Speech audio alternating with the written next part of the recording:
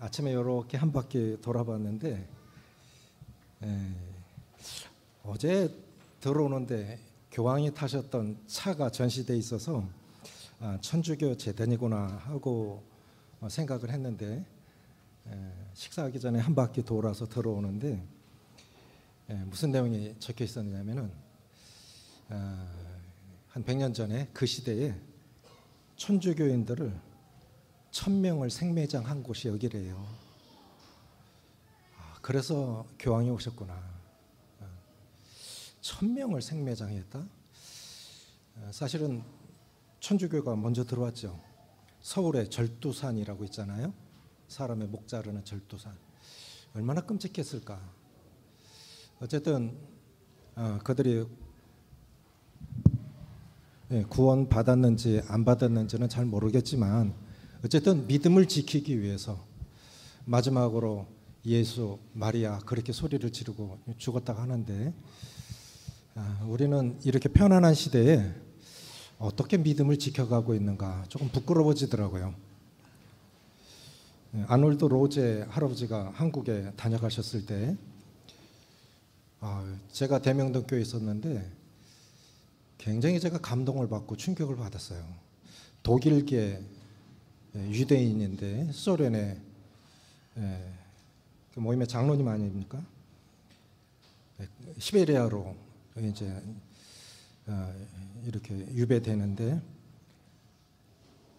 목이 마르는데 열차 타고 뭐 그냥 한 하루 이틀을 쭉 하는데 너무 목이 말라서 고드름이 기차에 고드름이 이렇게 매달려 있어서 그거라도 빨아먹어야 되겠다 했는데 혀를 대니까 거기 달라붙었대요.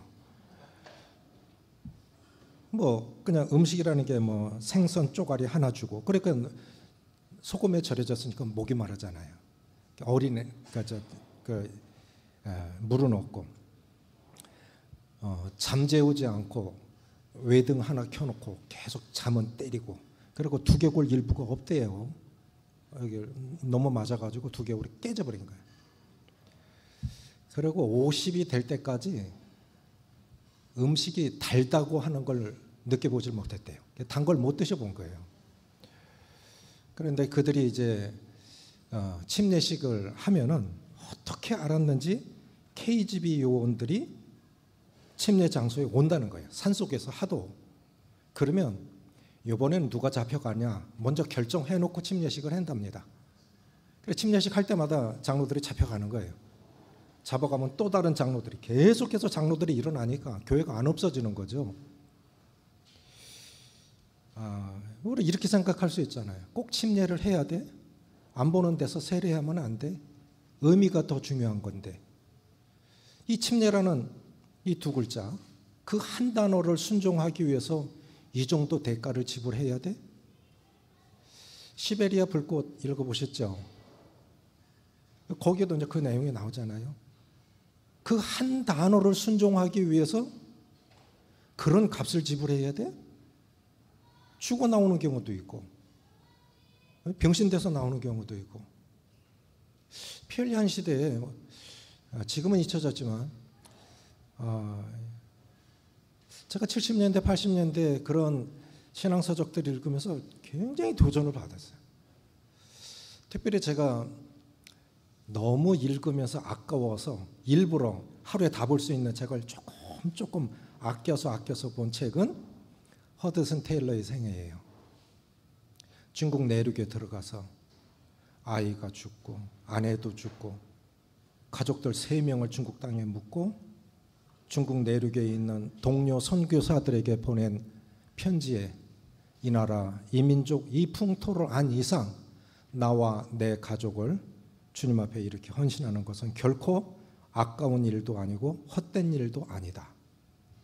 그 허드슨 테일러의 열매 중에 하나가 태국에 있는 그 누구죠? 중국계 형제님 있잖아요. 지금 이름이 기억이 안 나네. 그분이 그러네. 내 직간접적인 허드슨 테일러의 열매입니다. 그러더라고요. 이렇게 왜 열매가 없냐? 왜 기쁨이 없냐? 주제권을 세워가는 것과 굉장히 밀접한 관계가 있습니다.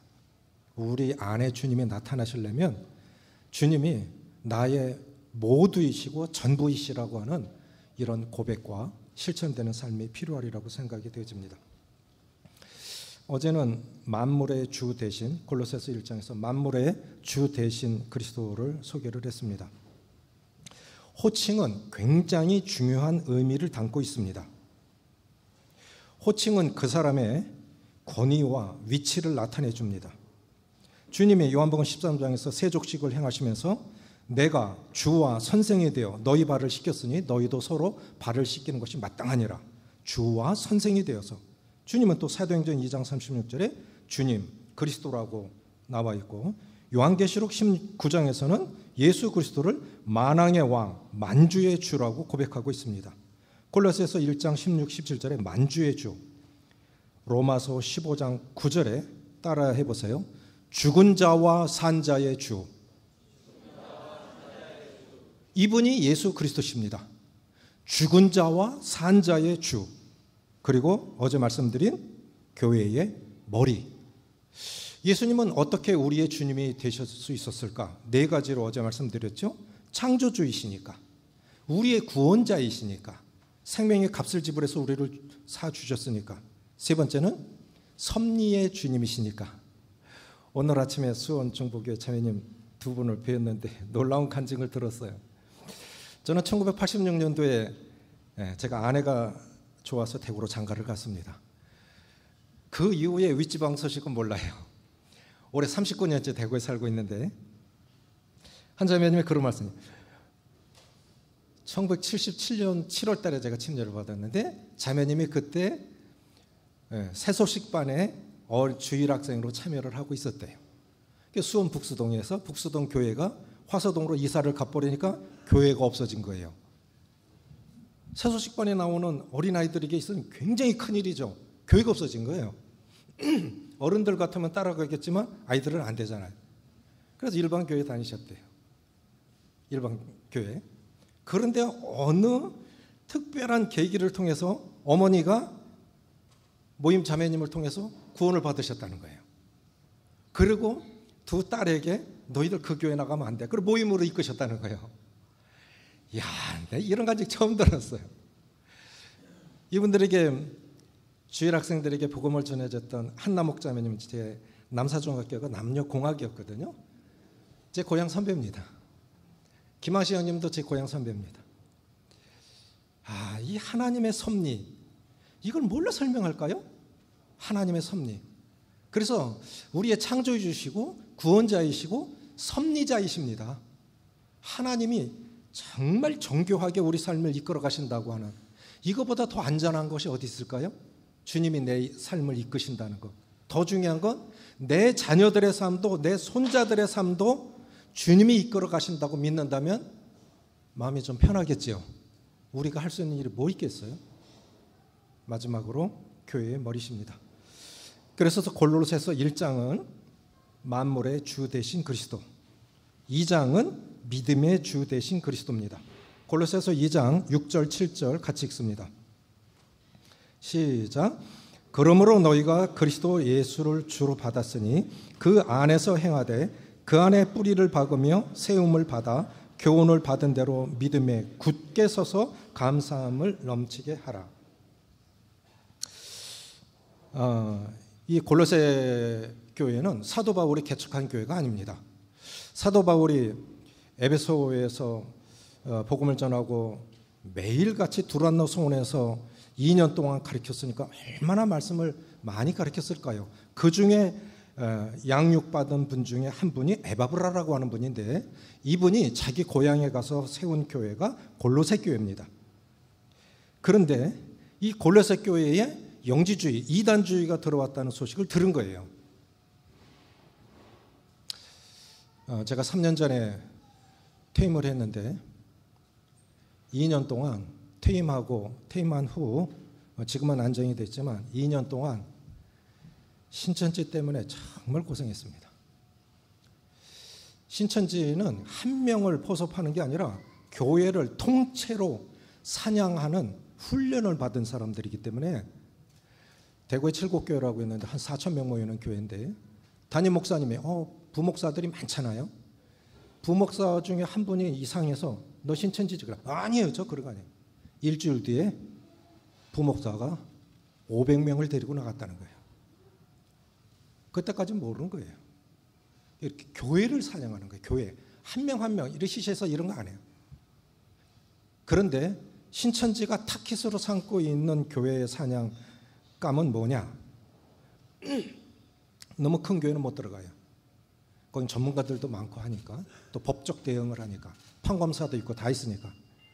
신천지가 타깃으로 삼는 대상은 약 300명에서 500명 사이 규모의 목사 퇴임하고 아직 안정이 안 된 그런 교회. 그게 저희가 걸린 거예요. 처음에 한 노처녀가 왔는데 그냥 수수하게 생기고, 그래 이제 장로님들이 구원 간증을 해봐라. 구원 간증문을 썼는데 제가 지금까지 그런 구원 간증을 본 적이 없어요. 너무너무 좋은 거예요. 그러니까 이분들은 브래드린을 철저하게 연구한 거예요. 우리식 구원 간증을 한 거예요. 일반 교회가 아니고. 그것도 우리가 거의 사역자도 그렇게 고백할 수 없을 만큼 완벽한 구원 간증문을 써온 거예요. 그리고 하는 말이, 난 어머니도 안 계세요. 나는 혼자 살아요. 교회 다니면서 상처 많이 받았어요. 그러면 동정심을 유발하는 거예요. 난 신천지가 그렇게 접근하는 줄 몰랐어요. 동정심을 유발하니까 장로들도 무장 해제하고, 장로들조차도 신천지라는 생각을 해본 적이 없는 거예요. 집에 데려다가 밥해 먹이고 그냥 사랑을 완전히 썼는데, 저는 촉이 있잖아요. 감각이 있잖아요. 영적인 감각. 저는 소망부서를 섬기는데 소망 어르신들하고 식사를 하는데 뭔 얘기 하나 하고 한번 들어봐야 되겠다. 그리고 멀찌감치 써서 이렇게 귀만 이렇게 듣고 쳐다도 안 보고 있는데, 그런데 참 신기한 건요, 저는 귀신 들린 사람을 하도 많이 봐서 귀신 들린 사람인지 정신병자인지 어느 정도는 압니다. 이단들도 어느 정도 알아요. 그러니까 제가 막 탁 쳐다보니까 이 여자가 저하고 시선을 마주치려고 안 해. 그러니까 이 여자는 누구를 경계해야 하는지를 아는 거예요. 다른 사람 별 볼일 없는 것 같아. 저 사람만 피하면 될 것 같아. 눈을 안 마주쳐. 계속 듣고 보니까 이단들의 가장 큰 특징 중에 하나는 비유풀이를 해요. 비유로 말씀을 풀어간다면 거의 이단이라고 봐도 문제가 없습니다. 이단의 특징은 뭐냐면은 본질이 달라요. 성경의 본질이 달라요. 그리고 이 단이라는 뜻이 다를 이자에다 끝단자입니다.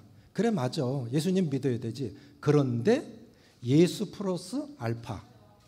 그것만 갖고는 안 돼. 그것만 갖고는 안 돼. 본질이 다르고, 근데 요 본질은 딱 숨기죠. 그래, 맞아. 예수님 믿어야지. 열심히 해야 되지. 그런데 그것만 갖고는 안 돼. 이만희도 있어야 돼. 안상홍도 있어야 돼. 어느 분이 울산에 가서 복음을 듣고 구원을 받았어요. 여자분이에요. 그런데 물 한 잔 주세요 해서 대접을 한 거예요. 그 사람 자꾸 와. 나중에 그 교리를 접한 거예요. 이제 저희도 접하고 저희 성도는 안 됐는데, 근데 어느 날 자기를 끌고 가더니 하나님의 교회에 데리고 가고 안상홍 하나님의 이름으로 침례를 주노라 그러. 너무 놀라갖고 도망쳐 나왔대요. 그래, 끝이 다른 거예요. 예수만 갖고는 안 돼. 요것도 필요해. 요게 이단입니다. 우리가 뭐 신천지, 뭐 하나님의 교회 뭐 이렇게 말을 하지만, 그래서 골로새 교회에 들어온 이단, 이것을 경계하기 위해서 사도 바울이 지금 먼저 말씀하고 있는 것은 뭐냐면, 이 시대에 거듭난 성도들에게 필요한 지혜와 지식이 무엇인가 하는 거예요. 이 시대 성도들에게, 오고 가는 세대에 거듭난 성도들에게 필요한 지혜와 지식이 뭐냐? 첫 번째, 따라해 보세요. 사랑하게 하는 지혜. 이 사랑하게 하는 지혜가 필요합니다. 2장 1절 2절. 내가 너희와 라오디게아에 있는 자들과 물은 내 육신의 얼굴을 보지 못한 자들을 위하여 얼마나 힘쓰는지를 너희가 알기를 원하노니, 이는 그들로 마음의 위안을 받고 사랑 안에서 연합하여 확실한 이해의 모든 풍성함과 하나님의 비밀인 그리스도를 깨닫게 하려 함이니. 얼굴도 보지 못했어요. 그런데 그 성도들에게 하나님이 우리에게 주신 이 사랑하게 하는 지혜가 뭐냐를 지금 말씀해 주고 계신데, 아까 그 2단 얘기 마무리를 할게요. 그런데요, 제가 보면서 이제 가까이 지내는 분들에게 조심해. 내가 볼 때 90% 이상은, 절대적인 건 아니지만 내가 볼 때 90% 이상은 2단이야. 너무 놀랐어요. 예? 그런데 이 여자가 이제 내가 그 얘기 했다는 걸 알았어요. 그리고 교회를 떠나가는데 원로 목사가 나 미워해서 내 교회 떠난다, 이렇게 말하고 가버린 거예요. 그러니까 그에게 사랑을 베풀었던 성도들이 나를 되게 안 좋게 보는 거예요. 너 형제님이 왜 저래? 너 형제님이 왜 저래? 저 불쌍한 사람한테? 그러더니 다른 사람이 또 와요. 또 다른 사람이 와. 나중에 신천지 목사까지 와. 그리고 후임사역자가 이제 저희 교회는 신학을 한 분들이 한 8명 돼요. 교리적으로, 그러니까 결국은 교리 싸움입니다. 수싸움이 아니고 교리 싸움이에요. 목양실에 앉혀놓고 후임 목사가 녹음기를 켜놓고 이 휴대폰을 녹음해 가면서 얘기를 하는 거예요. 따지고 들어가는 거예요. 그랬더니 나중에 실토를 하더래요. 사실 난 신천지 목사입니다. 그래서 교회 밴드에 다 그걸 알렸고, 그런데도 사람을 바꿔서 계속 사람들이 와요. 구도자예요. 그러니까 구원까지 받아주고 침례까지 받아주고 사람 포섭하고 장로 포섭하고 사역자를 내쫓는 거예요. 그럼 교회를 통째로 삼키는 겁니다. 이 전략이에요. 그래서 어떻게 했느냐면은, 또 신학을 하신 형제님이 아주 이 성경을 잘 쪼개고 연구하는 형제님에게 2단 교리 강의를 해라. 그래서 2단을 앉혀놓고 2단 강의를 한 거예요. 2주째. 그 후부터는 완전히 안 와요. 아, 이 교회는 안 되겠구나. 보통은 다 넘어가는데 이 교회는 보통이 아니구나. 2단을 앉혀놓고 2단 교리를 강의하니까 그 후부터는 아예 안 와요. 그래서 정말 조심해야 됩니다. 옛날에 성철 형님이 이런 말씀하셨어요. 누구나 2단이 될 수가 있다. 조심하셔야 돼요. 그렇게 만만한 세상이 아닙니다. 자, 이 시대에 거듭난 성도들에게 필요한 지혜와 지식 무엇일까요? 첫째는 사랑하게 하는 지혜입니다. 비록 바울이 얼굴로 성도들을 보지 못했지만 골로새 성도들이 하나님을 사랑하고 교회를 사랑하고 성도들을 사랑하고 이웃 사랑하기를 배우는 지혜가 있기를 바랬습니다. 톨스토이의 3가지 질문이 있습니다. 이 세상에서 가장 중요한 시간은 언제인가? 이 세상에서 가장 중요한 사람은 누구인가? 이 세상에서 가장 중요한 일은 무엇인가? 스스로 답하기를, 이 세상에서 가장 중요한 시각은 지금 현재. 이 세상에서 가장 중요한 사람은 지금 내가 대하고 있는 사람들. 내비게이터, 서울에 있는 내비게이터 본부에, 거기는 이제 초교파적으로 제자 훈련을 시켜주는 기관인데 상당히 많은 일반교회 목사들 왔어요. 저도 올라갔는데 그 내비게이터 총재가 이런 얘기를 하시더라고요. 강의를 하시면서, 우리가 뭐 다 교회 일꾼들이잖아요. 지금 여러분에게 있어서 가장 중요한 가운데 중심에 나를 쓰고 8명을 쭉 뺑 돌려서 8명을 한번 써보십시오. 이름을 써보십시오. 저도 질문을 드려볼게요. 나에게 가장 중요한 8명이 있다면 내 주변에 8명을 쓰라 그러면 누굴 쓰시겠습니까? 한번 생각을 해보세요. 저는 딸 2, 저희 부부, 그리고 장로님 4분 이렇게 썼어요. 오래도록 제가 쓴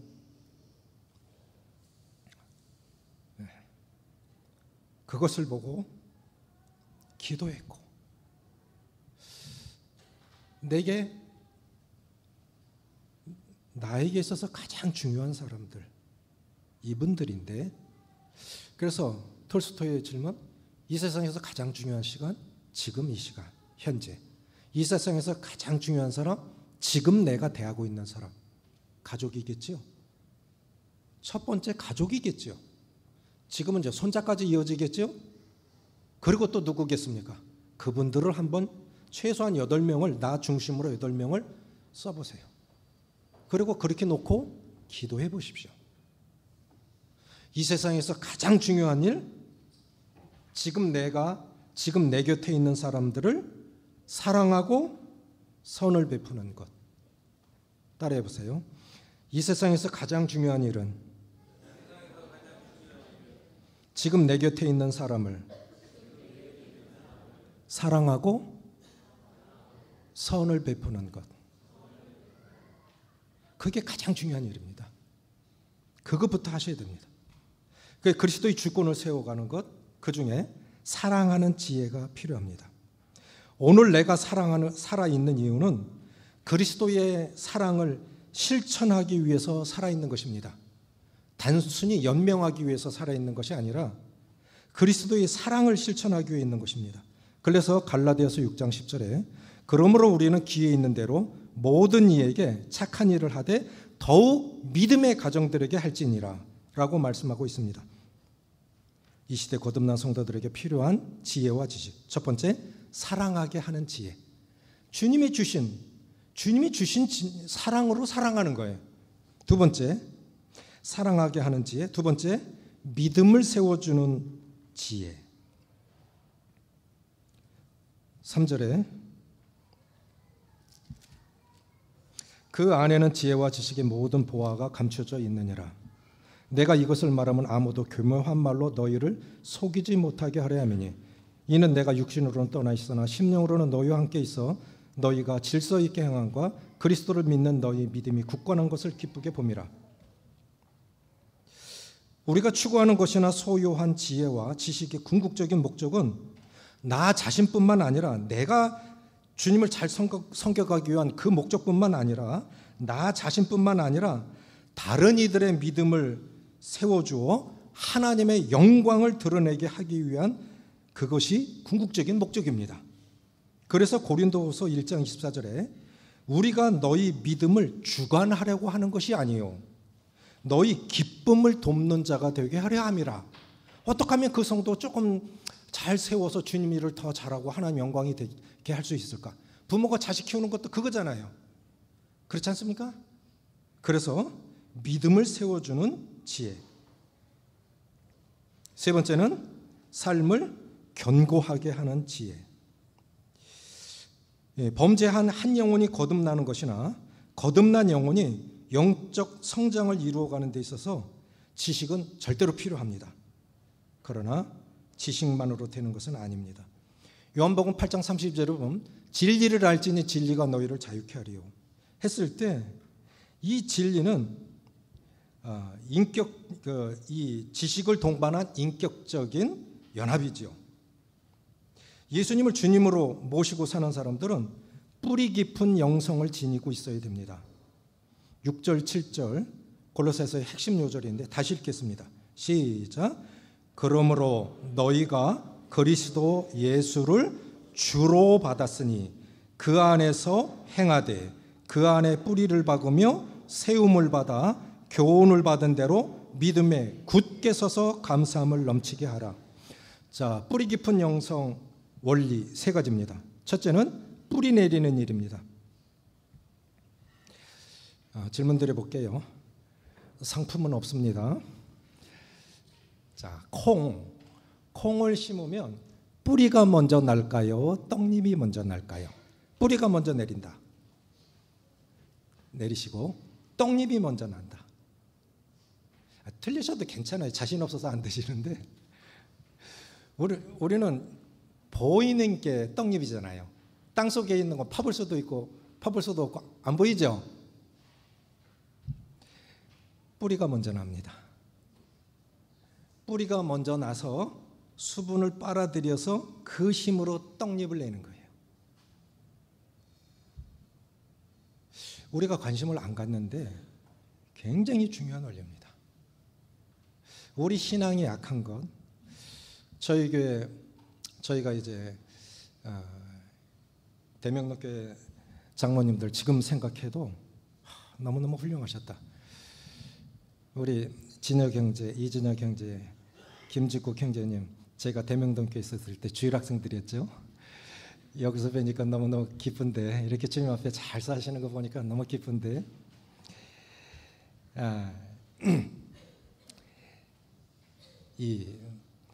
저희가 이제 대명동교회 대구에 그때 당시 지금 10만이 줄어들었는데 대구가 250만이었어요.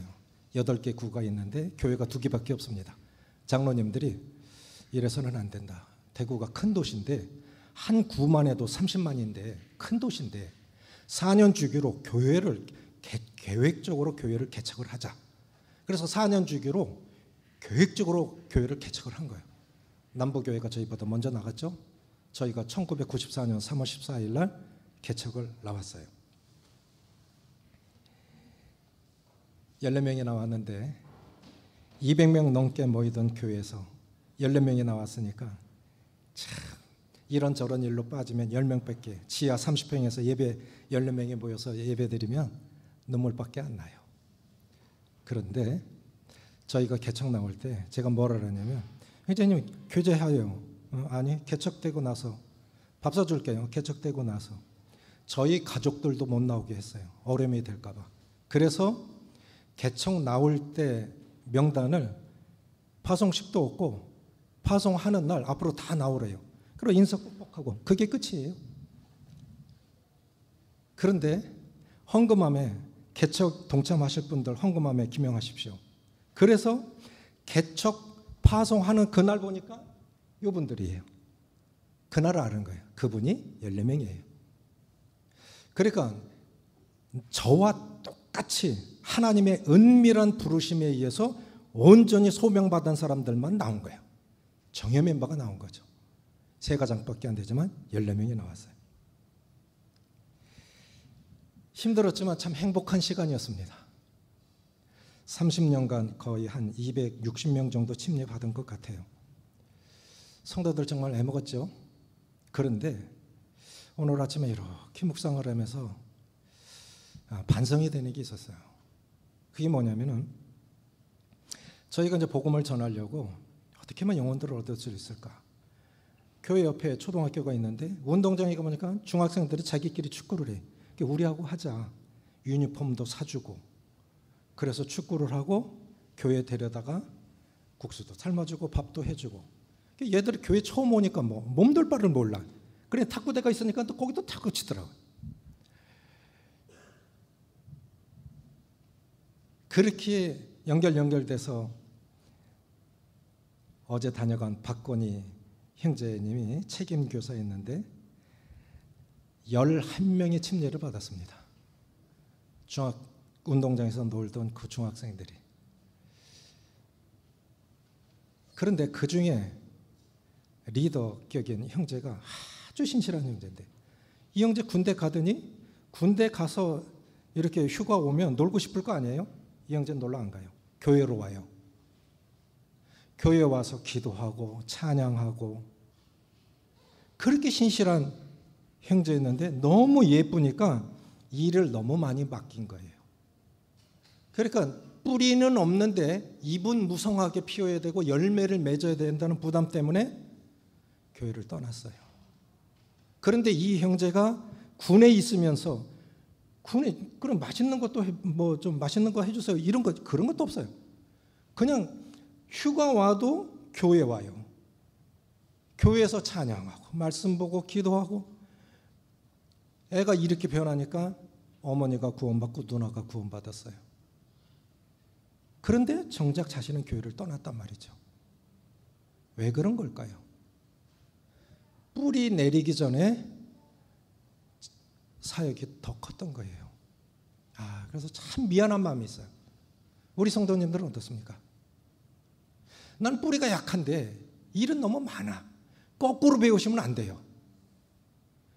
말씀의 뿌리를 깊이 내리면 사람 문제 안 됩니다. 환경 문제 안 됩니다. 흔들리는 거 뿌리가 약해서 그래요. 그래서 뿌리 깊은 영성 첫 번째는 뭐냐면 뿌리 내리는 일입니다. 사람을 품을 수 있는 능력, 예수 그리스도의 주님 되심을 인정하는 깊이와 관계가 있습니다.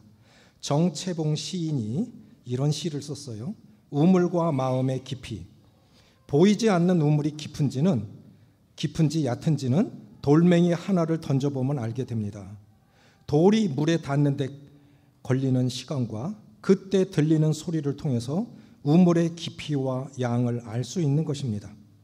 내 마음이 깊은지 얕은지는 다른 사람이 던지는 한마디 말을 통해 알 수 있습니다. 내 마음이 깊으면 그 말이 들어오는데 시간이 오래 걸립니다. 그리고 깊은 울림과 여운이 있습니다. 누군가의 말 한마디에 흔들리고 흥분한다면 내 마음이 아직도 얕기 때문입니다. 동의하십니까? 그러니까 한 말 한 말에 그냥 불쑥불쑥 반응하는 거예요. 뿌리가 얕으니까. 뿌리가 깊으면 안 흔들린다고요. 저 시골에서 자랐기 때문에 이 우물이라는 거 알아요. 진짜 돌 많이 던져봤어요. 깊으면 이렇게 아직도 소리가 안 나? 떨어지는 시간이 있으니까 한참 만에. 그리고 우물이 얕으면 또 땅에 닿는 소리가 둔탁하게 소리가 나는데 우물도 깊으면요 붕덩거려요. 사람도 마찬가지죠. 뿌리가 깊다고 하는 건 주제권을 세워가는 그 뿌리가 깊은 사람은 웬만한 말이 안 흔들려요. 상황이 안 흔들려요. 힘들지요. 고민하지요. 육신이 아프기도 하지요. 그 병이 그냥 오겠습니까? 물론 우리가 약해요. 12년 전에 영남 지역 장로 수양에 갔다 왔는데 숨이 안 쉬어져요.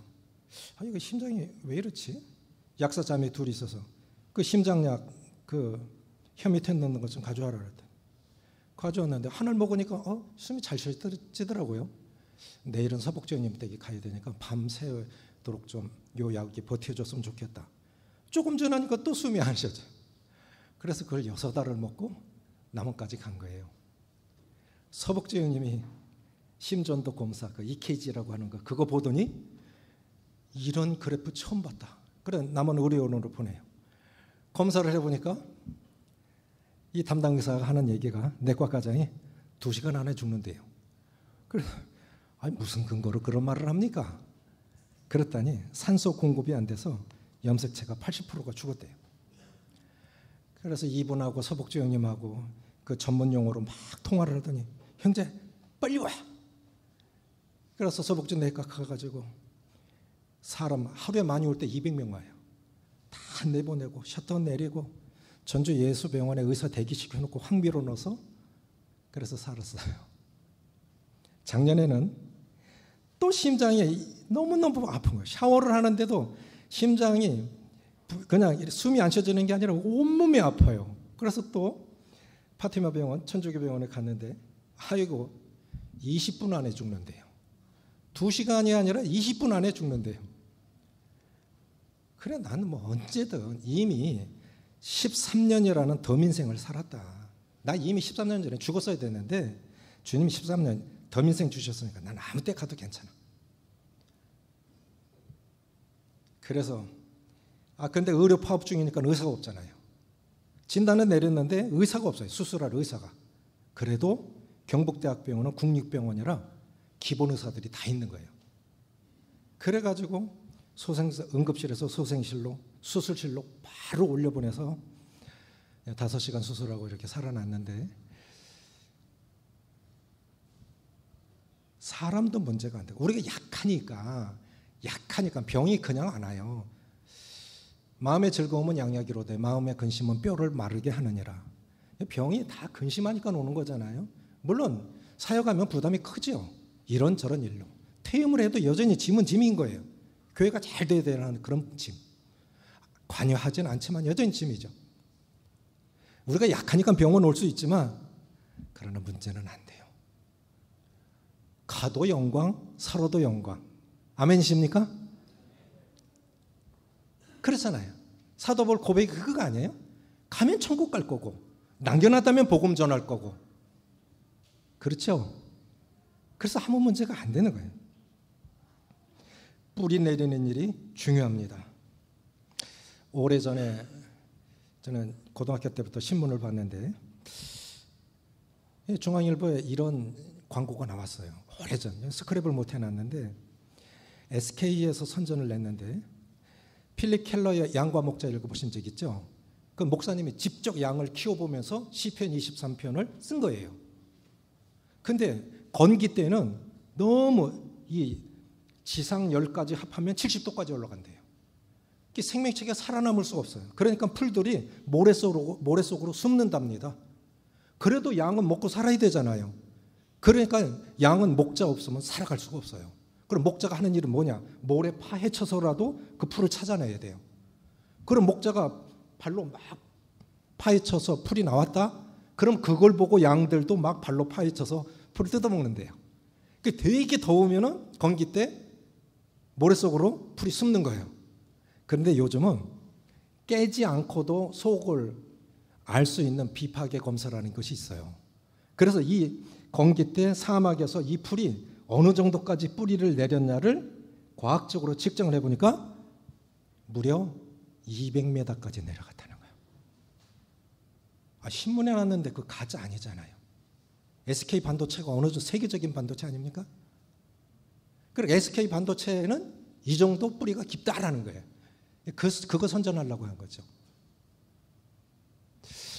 그래서 사람들을 하나하나 보면서 우리가 생각해야 하는 건 그분의 뿌리 깊은 영성을 보는 겁니다. 사람 속에 들어가 보면 다 기도 제목이 있습니다. 자식이든 손주든 배우자든 부모님이든 기도 제목 없는 사람이 있을까요? 그래서 우리가 인간인 걸 아는 거 아닐까요? 그것도 감사해야 되는 거 아닐까요? 그거 없으면 우리 기곤만장할 거예요. 그래서 뿌리 깊은 영성. 너희가 그리스도 예수를 주로 받았으니 주님의 주재권은 뭡니까? 나의 그 주재권이라는 그 정의는 생활의 모든 영역에서 그리스도가 주인이 되시도록 나의 삶의 모든 영역을 그분께 맡기는 것. 다시 말해 나의 모든 것에 모든 것이 되신다고 고백하는 것. 아멘이십니까? 나의 모든 것에 모든 것이 되신다고 고백하는 것. 그게 뿌리 내리는 시작입니다. 그게 말씀의 뿌리를 내리는 것이고 주재권의 뿌리를 내리는 거예요. 자, 뿌리를 내렸으면 이제 콩이 뿌리를 내렸어요. 위에는 안 보여요. 그러면 뿌리에서 수분을 쫙 빨아올리면 그때부터 이제 떡잎이 나와요. 떡잎이. 뿌리를 내리면 이제 간증이 세워지기 시작합니다. 우리는 거꾸로 하는 거예요. 먼저 간증을 세워가려고 그래요. 열매를 맺으려고 그래요. 뿌리는 약한데 그러니까 넘어지는 거예요. 그래 넘어지는 거예요. 저희 교회는 공항 옆에 있는데 땅이 750평이에요. 주변에 봄부터 체리, 복숭아, 자두, 살구, 지금 이제 감이 맺혀 있죠. 성도들은 굉장히 좋아합니다. 그런데 감이요, 저절로 열매를 떨구어요. 그건 자기가 감당할 수 있을 만큼만 열매를 매달아요.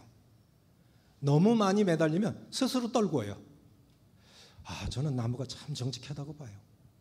인간만 타락을 한 것 같아요. 자연도요, 나무도 때가 되면 죽은 것 같은 나무에 잎을 내고 꽃을 피우고 열매를 맺고 때가 되면 스스로 잎을 떨구죠. 근데 인간만 유독 끝까지 욕심만 갖고 살다가 죽는 게 인간이 아닌가 그런 생각을 합니다. 내가 감당할 수 없을 만큼 이것도 하고 싶고 저것도 하고 싶고 많은 열매를 맺고 싶은 소원은 좋지만 더 중요한 건 이거부터 점검하셔야 돼요. 그 소원을 놓고 기도하기 전에 주님 먼저 그리스도의 주재권에 뿌리 내리게 해주십시오. 말씀의 뿌리부터 깊게 내리게 해주셔서 그것이 그렇게 이루어졌을 때, 기도 응답이 됐을 때, 열매로 주셨을 때 하나님의 영광 가로채지 않고 하나님만 드러내는 그런 결과가 올 수 있도록 그렇게 기도하시는 게 맞습니다. 야베스의 기도 참 중요하죠. 야베스는 그 형제보다 존귀한 자라.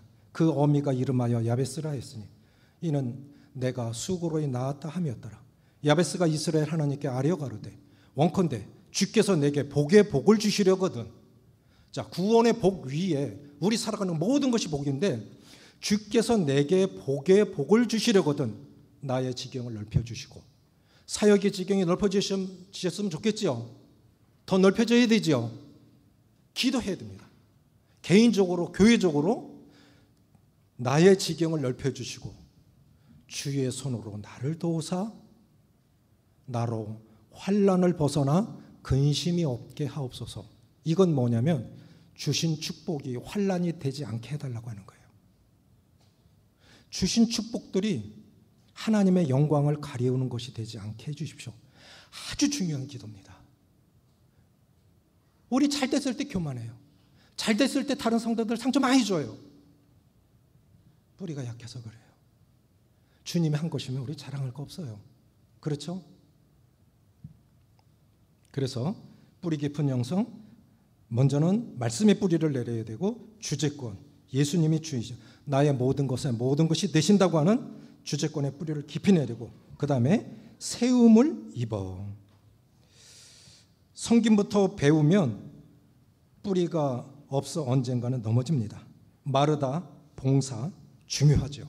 그런데 더 중요한 건 왜 그 봉사를 해야 하느냐 하는 거죠. 마리아 늘 말씀 듣고 주님의 발치 아래서 말씀만 듣다가 마지막에 향유를 주님께 부어드리죠. 그래서 잘 배워야 돼요. 잘 배워야 더 크게 헌신할 수 있습니다. 저에게 LG 본사에 차장으로 계시는 형제님이 있습니다. 자매는 영양교사입니다. 맞벌이를 해서 저희가 생후 3개월부터 5살 때까지 저희가 아기를 봐줬어요. 고등학교 2학년 마치고 서울대 장학생으로 들어갔습니다.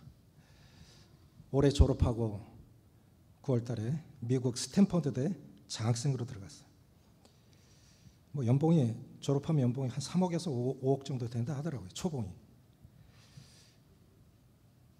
근데 이 형제가 스탠퍼드대 총장 편지 썼는데 종교적인 거 쓰면 안 되는데 어디 가든 그래. 우리 큰아빠가 저를 잘 키워줘서 그렇게 자기소개서를 썼다는 거예요. 우리 큰아빠가 나를 잘 키워줘서. 그 듣는 분들도 얼마나 흐뭇할까요?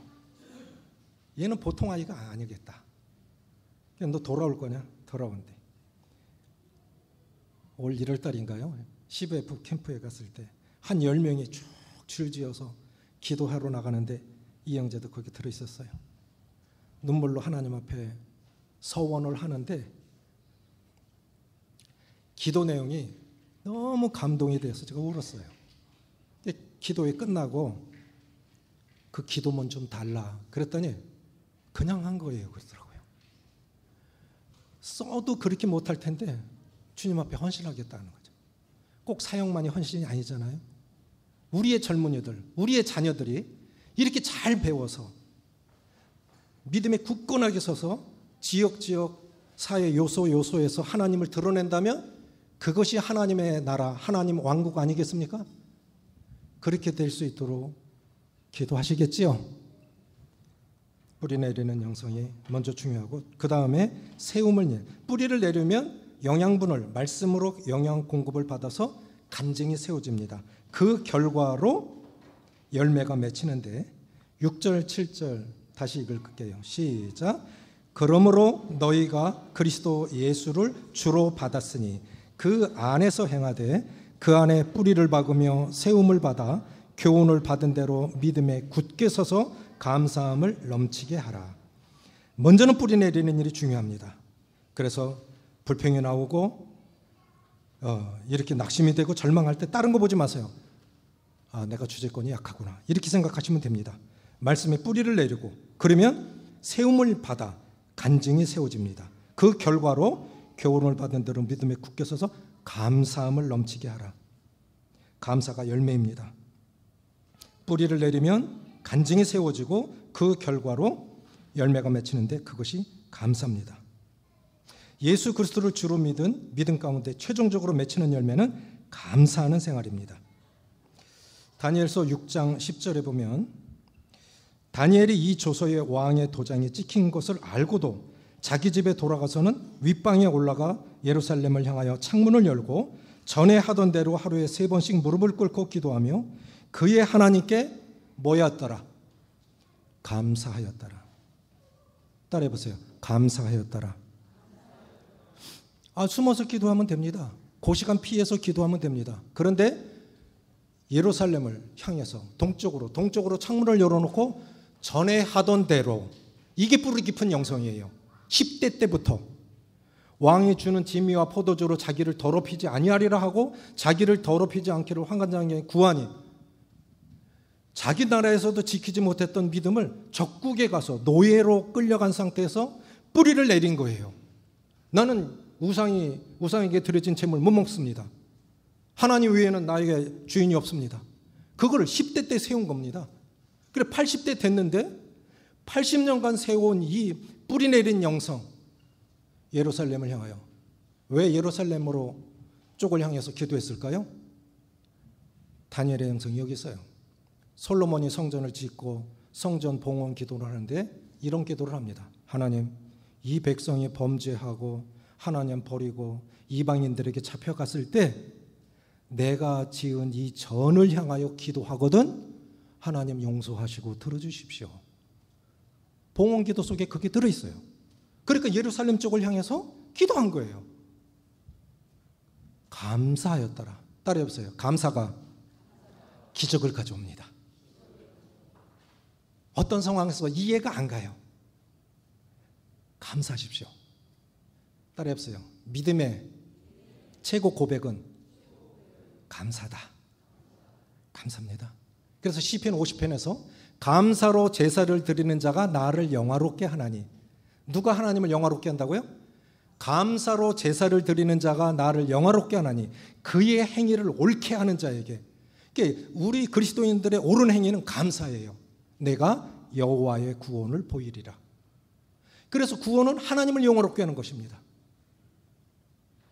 감사할 때 기적을 주세요. 바울과 실라가 매 맞고 감옥에 들어갔을 때 기도하고 찬송하니 옥문이 열렸죠. 감사하십시오. 최고의 고백입니다. 그런데 그 감사는 뿌리 깊은 영성이 없으면 힘든 일입니다. 우리나라에도 포드 회사, 미국의 포드 회사 차 좀 있죠. 100년 전에 포드가 자동차를 만들었어요. 고종이 포드 차를 선물 받아서 탔는데, 근데 그때 영국의 어느 고아원 원장이 헨리 포드에게 이 고아들을 위한 강당을 짓고 싶은데 기부 좀 하십시오. 마땅히 해야지요. 그래서 기부한 금액이 100년 전에 영국 돈으로 2,000파운드, 우리 돈으로 환산하니까 100년 전에 3,700만 원이에요. 지금 금액으로 따지면 완전 다른 금액이죠. 100년 전에 3,700만 원. 그런데 이것이 신문에 났는데 자동차왕 헨리 포드가 이 고아들을 위해서 강당을 이 건축 기금을 기부했대. 영국 신문에 난 거예요. 그런데 신문 기자가 잘못해서 영어를 하나 더 썼어요. 이거 완전 다른 거예요. 3,000파운드가 아니라 2,000파운드가 아니라 2억 파운드가 된 거예요. 그래서 한국 돈으로 환산하면 3억 7천만 원. 100년 전에 3억 7천만 원을 헨리 포드가 고아들을 위한 강당을 건축하는데 헌금했다고 신문에 난 거예요. 이 소식을 헨리 포드가 들었어요. 얼마나 난감한 상황이에요. 그때 당시도 3,700만 원이 적은 돈이 아닌데 3억 7천만 원으로 한순간 바뀌어버린 거예요. 신문에 났으니까 이거 빼도 박도 못해요. 그래서 원장이 헨리 포드에게 전보를 쳤대요. 죄송합니다. 신문 정정 기사를 내겠습니다. 헨리 포드가 어떻게 얘기했을까요? 그 소식을 듣고 할 수 없지요. 다 하나님 뜻이지요. 다만 강당이 지어지거든 머릿돌에 이렇게 새겨주세요. 헨리 포드의 뜻이 아닌 하나님 뜻에 의해 드려진 헌금으로 지어진 강당이라고. 멋지지 않아요? 멋지죠? 우린 내 뜻대로 안 하면 화내, 불평해. 데살로니가전서 5장 17, 19절에 항상 기뻐하라, 쉬지 말고 기도하라. 세 번째, 범사에 감사하라. 이것도 범사에 들어갑니까? 억울하게 당하는 일도 범사에 들어갑니까? 들어가죠. 불평이 아니라 하나님의 뜻으로 받아들이면 감사할 수 있습니다. 그래서 감사는 믿음의 최고 표시라고 하는 거예요. 이단 율법주의도 있고 신비주의도 있고 금욕주의도 있습니다. 이단들이 뭐 신천지나 하나님의 교회나 뭐 어떤 이름을 달더라도 다 요 세 범주에 들어가요. 열심히 해. 그런데 그것만 갖고 안 돼. 이런 걸 경험해야 돼. 그게 이단입니다. 중요한 건 내 기준이 분명하면 다른 잘못된 것들이 보여요. 그런데 명확한 성경적 내 기준이 없으면 흔들리는 것입니다. 우리가 꼭 이단을 만나지 않더라도 삶에서 방황하고 낙심하고 절망하고 불평하는 이유는 여기에 있습니다. 삶의 기준이 말씀의 뿌리를 깊이 내리지 못했기 때문입니다. 믿음의 주 되신 그리스도. 골로새서 2장 6절 7절 같이 읽고 마치겠습니다. 시작. 그러므로 너희가 그리스도 예수를 주로 받았으니 그 안에서 행하되 그 안에 뿌리를 박으며 세움을 받아 교훈을 받은 대로 믿음에 굳게 서서 감사함을 넘치게 하라. 많이 감사하시기 바랍니다. 늘 감사하시기 바랍니다. 감사하시면서 또 감사하는 분들을 통해서 감사를 배우시길 바라고, 내비게이터 경북대학교 내비게이터 사역하시던 분들이 퇴임하고 저희 교회에 오셨어요. 이분들의 어머니는 대명동교에서 저희와 함께 주님 섬기셨던 분인데, 이제 형제님은 전립선 암으로 이제 일을 못하세요. 아무것도 못하세요. 자매님은 우리 자매들을 제자 훈련시켜줬고, 형님은 전립선 암을 앓고 있기 때문에 제가 경북대학교 내비게이터 사역자에게 2년간 훈련을 받았는데, 형님은 이제 먼저 돌아가시고 자매님이 우리 자매들 훈련을 잘 시켜주셔서 처음에 교회 개척되고 제가 주일학생부터 할아버지 할머니까지 제가 복음 혼자 다 전했습니다. 영혼들 차에 태워와서 밥해 먹이고 복음 전하고 데려다주고, 집에 와보면 허벅지에 소금이 하얗게 끼었어요. 이게 뭐지? 나 소금집에 갔다 온 적도 없는데 땀이 나가지고 소금으로 변한 거예요. 1년 입으니까 색깔이 변했어요. 좀 열심히 살았습니다. 그런데 우리 자매들이 제자 훈련 받고는 저는 여자분들한테 절대로 복음 전하지 않습니다. 특별한 경우 아니면. 그래서 남자들은 형제들이 전하고 자매들은 자매님들이 전하고, 그리고 맞는 사람한테 딱딱 정해주는데, 저희 교회는 제 수준에서 복음을 전하고 양육할 수 있는 훈련된 일꾼들이 8명, 9명 정도 돼요. 붙으면 구원받아요. 우리도 그렇게 돼야 되겠죠? 배운 것으로 끝나지 않고 실제로 그렇게 살아내야 되겠죠? 결국은 복음의 증인으로 살아가줘야 되겠죠? 기도하시겠습니다.